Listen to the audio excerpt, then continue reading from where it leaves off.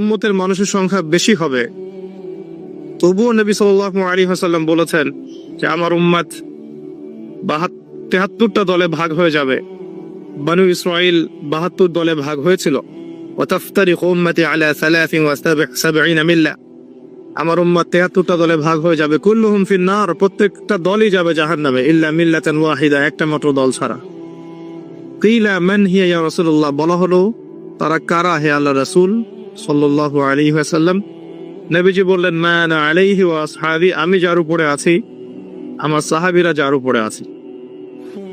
দুর্ভাগ্যজনক হচ্ছে ইসলামের নামে যত দলাদলি হয়েছে সবারই এই একটাই দলিল যে মা আনা আলাইহি ওয়া আসহাবি, আমি যার উপরে আছি, আমার সাহাবীরা যার উপরে আছে। সবাই দাবি করে আমরা তাই করছি। কেন বেশিরভাগ মানুষ জাহান্নামে যাবে? একটা উত্তর আমরা পেলাম, চোখ দিয়েছি দেখেনি, কান দিয়েছি শোনেনি, কলব দিয়েছি উপলব্ধি করেনি। অর্থাৎ আল্লাহর সত্যের সন্ধান তারা পায়নি, সত্যকে মূল্যায়ন করে নাই, আল্লাহ পাকের বিধানের আনুগত্য করেনি। আরেকটা কারণ আছে, সেটা হলো শিরক। কারণ যে বেশিরভাগ মানুষ জাহান্নামে যাবে তাদের আমল নামায় একটা পাপ থাকবে, খুব কমন পাপ, সেটা হলো শিরকের পাপ।